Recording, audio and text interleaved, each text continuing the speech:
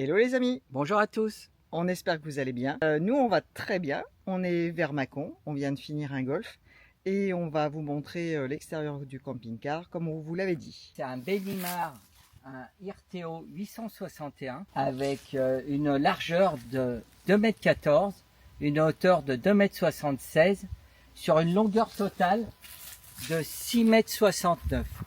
Alors c'est le plus gros qu'on ait eu parce qu'on voulait avoir une grande soute. Donc on a pris cette dimension, mais on ne le voulait pas très large. Vous voyez, il y a des petits rétros. C'est pas des grands rétros comme sur certains camping-cars, dont on passe à peu près partout, comme quand on avait le fourgon. La face avant est très sympa. Elle est anthracite, avec en haut un Skyroom qui s'ouvre. Donc ça, c'est très pratique. On a un moteur, je vais vous le montrer, même si moi, franchement, j'y connais que dalle. D'ailleurs, je me trompe de clé. Allez, je vais vous montrer ça, si j'arrive à l'ouvrir. Un coup de clé. Un autre coup de clé. Marie-Laure me dit, parce qu'elle sait. Dans l'autre sens. Dans Et l'autre voilà. sens, et voilà, c'est fait. Vous voyez comme quoi, je suis un peu nul. Mais bon, ça, c'est pas mon domaine. Voilà le moteur, très joli. C'est un moteur 170 chevaux, boîte automatique. Donc, on n'a aucun souci dessus. On a toujours eu presque ça comme moteur. Et franchement, c'est le top. Tout le monde dit qu'il faut des Fiat. Nous, on adore Ford. Voilà. Après, quoi vous expliquer? Bah là, il y a une batterie. Là, il y a un réservoir d'eau. Moi, j'y comprends pas grand-chose. Par contre, je pense que pour le mécano, ça a l'air très sympa. Voilà. Mais en tous les cas, ça marche super bien. Ça grimpe aux arbres. Hein. Allez, c'est parti. Alors, comme je vous disais, les petits rétros. Ici, on a, c'est une série Select. Qu'est-ce que ça veut dire Select? Ça veut dire qu'il y a plein d'options. Il y a 16 pouces, des pneus tout temps. Les eaux grises à l'intérieur sont chauffées. Donc ça, c'est très pratique l'hiver parce que on peut aller partout, même à la montagne, et ça gèle pas. On a un chauffage gasoil. On a un chauffe-eau gaz. On a aussi un grand écran un multimédia, voilà, où on peut mettre le CarPlay, on peut mettre l'Android, ce qu'on veut. On a en tout 1, 2, 3, 4 fenêtres, plus 2 lanterneaux, plus à l'avant, comme on vous a dit, le Skyroom. Ici, nous avons le remplissage de l'eau, 110 litres. Alors vous ouvrez, il y a une petite clé, on ouvre, on remplit, on ferme, tac, c'est terminé, c'est parfait. Ici nous avons la caissette WC, donc je vous l'offre pas, hein, c'est une caissette WC qui est standard et qui sert dans tous les camping-cars. On met du produit chimique dedans ou un produit bio, mais bon, le produit chimique, franchement, nous on préfère parce que ça sent pas du tout. Ici, c'est l'évaporateur du chauffe-eau Truma à gaz. Alors, l'avantage sur ce camping-car par rapport à ceux qu'on avait avant, c'est qu'il est situé là et moins près de la fenêtre. Parce qu'avant, sous la fenêtre ici, on avait un petit tampon et dès qu'on ouvrait la fenêtre, pour ne pas récupérer le CO2, eh ben, ça coupait le chauffe-eau. Et ça, c'était vraiment contraignant. Maintenant, on est tranquille. On peut se servir du chauffe-eau à gaz tout en ayant les fenêtres ouvertes. Et ça, c'est du bonheur. Ici, nous avons une soute traversante très grande. C'est pour ça qu'on a acheté ce camping-car en fait. C'est parce que dans la soute, on peut rentrer, attendez, on va se mettre là, on peut rentrer 2 vélos et des gros, hein, des fat bikes. On les a pas là parce qu'on a tout déménagé pour certaines raisons. On a 2 fat bikes, on a les 2 tables de camping, les cales, les chaises, et puis tout le petit matériel pour marcher, plus 2 chariots de golf et 2 sacs de golf qui ne sont pas rangés, qui sont là-bas. Voilà. Et l'avantage de ce soute, c'est qu'elle est traversante. Ces dimensions, là, ça fait de là à là 1,10 m, 1,20 m à l'intérieur, ce qui est très grand. Je peux presque, moi de petite taille, hein, je peux presque passer d'un endroit à l'autre en courant. Pour vous dire, c'est cool. Mais bon, voilà. En plus, elle est allumée. On peut l'éclairer. Il y a une lumière à l'intérieur. Très pratique. Plus, je vais vous montrer de l'autre côté. Un petit rangement là pour mettre les outils, pour mettre la rallonge. C'est plutôt pratique. On va passer sur la face arrière. Alors la face arrière, bah, c'est toujours la marque avec le bec Benimar. Ici, vous avez la caméra de recul, un premier feu stop, 2, 3 feux stop, hein, maintenant c'est comme ça. C'est tout en LED, ça c'est bien. Elle est plutôt jolie, efficace, avec les petits signaux de chaque côté, c'est très très pratique. Deuxième côté du camping-car, et là on voit que c'est vraiment très très grand cette soute, hein. Donc c'est très pratique. On est haut au-dessus, donc on a une très grande soute. Ici, on a une prise de 120, une prise allume-cigare, ça fait qu'on peut charger les batteries de vélo, les batteries des chariots de golf. Voilà, la lumière, c'est du LED, hein. Ça consomme rien, très pratique. Ici, nous avons mis aussi des sangles, c'est pour attacher nos vélos. Donc, on a trouvé un petit système parce qu'il y a des crochets que d'un côté qui se déplace. Le seul souci, c'est qu'il n'y en a pas de l'autre côté. Donc on fait passer dans le cadre du lit les sangles. Voilà. Ici, nous avons la charge pour la prise de 120.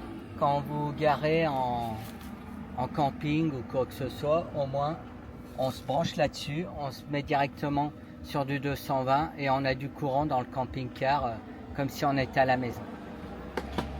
Autrement, on a du courant en 12 volts. Donc on a tout ce qui est appareil en 12 volts, hein. On peut brancher les PC, on peut brancher les téléphones, merci de passer. On peut brancher plein de choses différentes à l'intérieur du camping-car. On a des prises bien sûr en 12 volts. Et en plus, on a une EcoFlow où on peut avoir du 220. Mais ça, je vous en reparlerai dans une autre vidéo où on fera un petit bilan de l'EcoFlow et je vous expliquerai plein de choses. Voilà.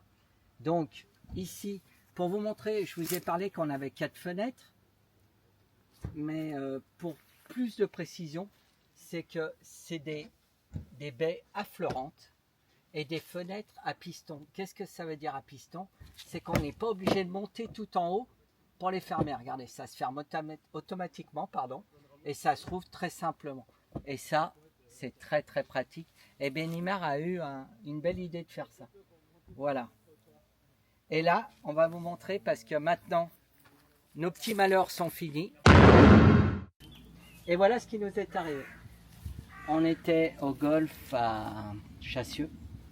Et en revenant, voici ce qui nous est arrivé. On s'est fait défoncer la porte. Mais défoncer. Voilà. Voilà ce qu'ils ont fait au pied de biche. Ils nous ont tout pété. Donc, ça nous a contraint déjà à pas démarrer la chaîne tout de suite, à racheter du matériel parce qu'on s'est fait voler. Et là, on y va mardi parce que bien sûr, dans tous les cas, là, il faut au moins un mois avant qu'ils réparent quoi que ce soit. Il faut tout changer la porte, la recommander. Donc, en ce moment, c'est la grosse période pour ceux qui achètent des camping-cars. Donc, on n'est pas passé tout de suite. Mais vous voyez, ils ont tout éclaté, tout pété. C'était tout neuf, il avait 4000 km. C'est le 4e camping-car que nous avons et c'est le premier qui se fait matraquer comme ça. Donc on était vrai énerve, j'étais comme un fou quand je suis revenu, que j'ai vu ça alors que c'était tout neuf. Voilà, bon bah ça arrive, hein. Maintenant c'est fait. On va passer à autre chose, mais on voulait vous en parler. C'est pour ça qu'on avait les sacs à dos pour maintenant mettre nos ordinateurs tous sur nous à chaque fois qu'on se déplace. Nos petits malheurs sont finis et là je vais y aller tout doucement parce que c'est tout réparé. Regardez-moi ce bonheur. Regardez-moi ça. C'est tout neuf, ils nous ont tout réparé. Ce que vous verrez peut-être même en début de vidéo là, c'est que tout était arraché là. Et maintenant, c'est du bonheur, c'est tout réparé. Donc là, c'est très pratique et on peut ouvrir bien sûr. On a une moustiquaire, ça d'origine. Donc ça c'est très très pratique. toujours penser, avant de fermer la porte, de tirer la moustiquaire.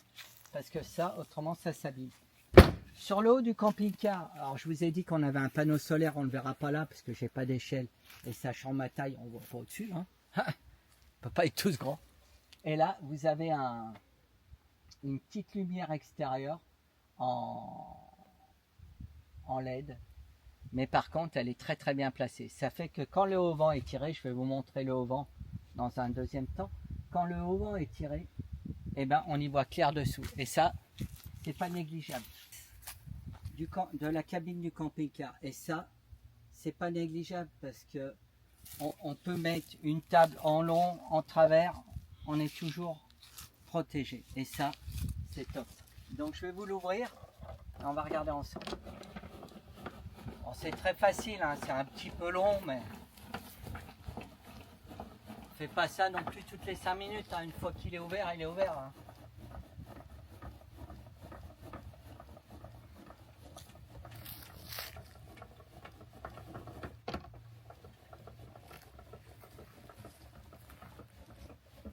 Alors je l'ouvre assez loin pour la bonne raison, c'est comme toujours pareil, je suis pas très grand, c'est pour choper les petites barres. Alors on va le faire ensemble, je le fais pas tous les jours, je m'en suis pas souvent servi, mais ça devrait aller. Ça m'a l'air plutôt simple, mais ah bah voilà, c'est tout simple, ça vient tout seul. Ici, on défait là, hop, tac, on le met au sol. J'ai des petites sardines si vous voulez vraiment planter s'il y a du vent. Maintenant là c'est juste pour vous montrer, c'est pas compliqué.